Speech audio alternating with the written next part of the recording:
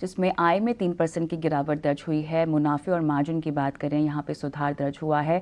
Company के नतीजों के साथ साथ हम हाइड्रोजन इंजन के लिए टाटा से हुए जेवी की बात भी करेंगे इनसे, और साथ ही रक्षा क्षेत्र में कंपनी के लिए मौके कितने हैं इस पर भी बात होगी। कमिंस इंडिया के एमडी अश्वत्थ राम मेरे साथ जुड़ गए हैं। और अश्वत्थ जी, स्वागत है आपका इस पेशकश में। और नतीजों की उससे ही शुरुआत करते हैं, नतीजों से ही।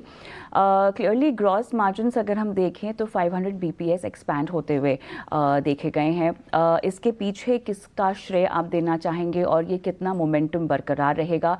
अगर ये बरकरार नहीं होगा, कोई रोड ब्लॉक्स आएंगे, तो उसके पीछे क्या वजह होगी? तो ये बार ग्रोस लेवल अच्छे आए हैं क्योंकि कमोडिटीज जो नीचे आ रही हैं वो सस्टेन हुई हैं। उसके बाद जो मिक्स था ये क्वार्टर में वो भी फेवरेबल था प्रॉफिटेबिलिटी के टुवर्ड्स। और तीसरी बार जो है कि हमने जो प्राइस इंक्रीजेस किए थे पिछले 2 क्वार्टर्स में वो हम सस्टेन कर चुके हैं।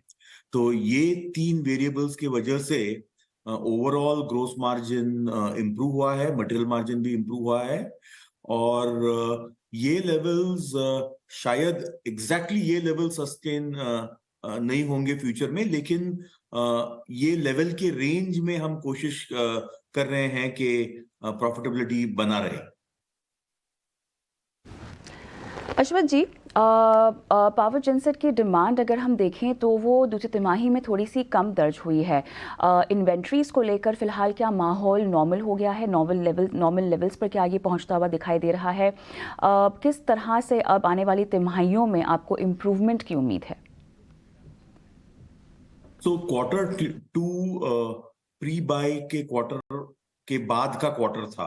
तो Q1 में इन्वेंट्री बिल्डअप किया था क्योंकि CPCB 2 टू CPCB 4 का ट्रांजिशन होने वाला था, लेकिन वो ट्रांजिशन अभी पुश आउट हो गया है जुलाई 2024 तक। इसकी वजह से ये क्वार्टर में डिमांड कम था क्योंकि इन्वेंट्रीज बर्न आउट हो रही थी।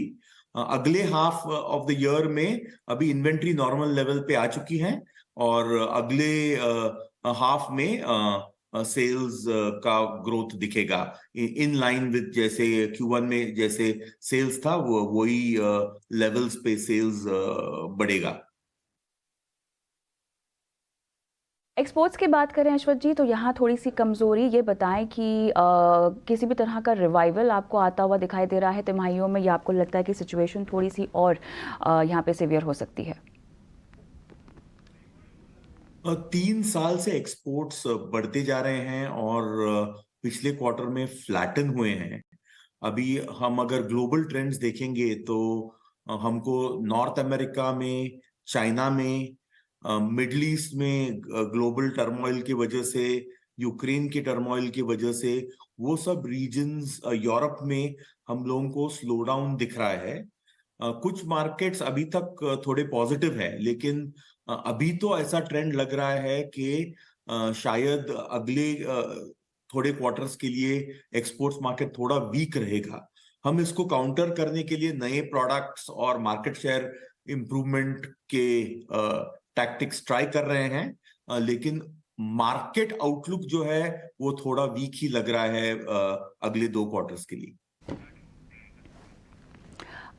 कुछ जानकारी हम जो टाटा के साथ जेवी है हाइड्रोजन बेस, उस पर जानना चाहेंगे। किस तरह से अब जो है ये पूरा जेवी पैन आउट होता हुआ दिखाई दे रहा है?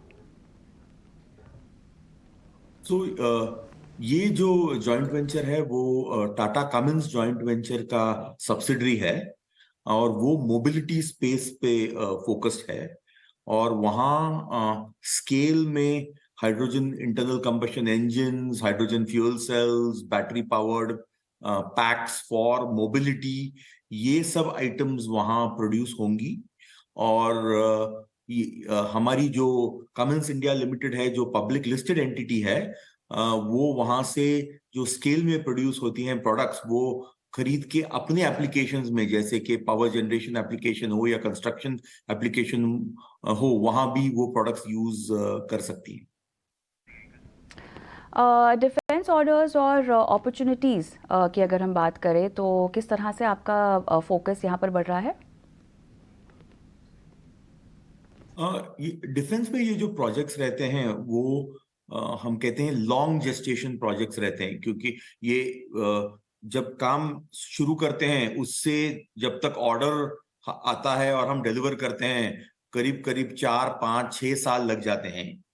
तो अभी हम देख रहे हैं कि जो हमने काम 3 या 4 या 5 साल पहले किया था उसके ऑर्डर्स अभी आ रहे हैं, डिमांड बढ़ रहा है और हम बहुत ऑप्टिमिस्टिक है कि ये बिजनेस का ग्रोथ रेट अच्छा रहेगा फ्यूचर में।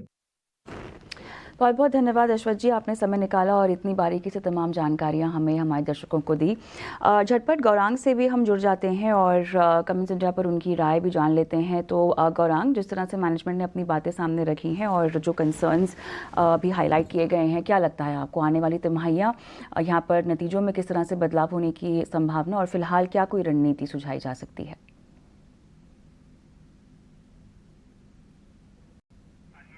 आप म्यूट पर हैं शायद। क्षमा चाहता हूँ कविता। कुछ समय पहले खरीदारी की राय थी कविता कमिंस पर, और हमारे लक्ष्य जिस स्तर पर मौजूदा कामकाज कर रहा है, हमारे जो लक्ष्य थे उसके ऊपर चला गया है। तो बुनियादी तर्क के आधार पर समझदारी तो यही बनती है कि मुनाफा वसूली करे, और हमने उसी लिहाज से कमिंस पर मुनाफा वसूली की राय दी है। मैनेजमेंट से जब अभी भी आप बात कर रहे थे तो 2-3 मुद्दे, खास करके जो अंतर्राष्ट्रीय स्तर पर संकेत है और जो परिस्थिति है, जब तक वहां पर सुधार नहीं होता है तो एक्सपोर्ट मार्केट को लेकर के शायद थोड़ा बहुत दबाव आने वाले तिमाहियों में आमदनी पर दिख सकता है।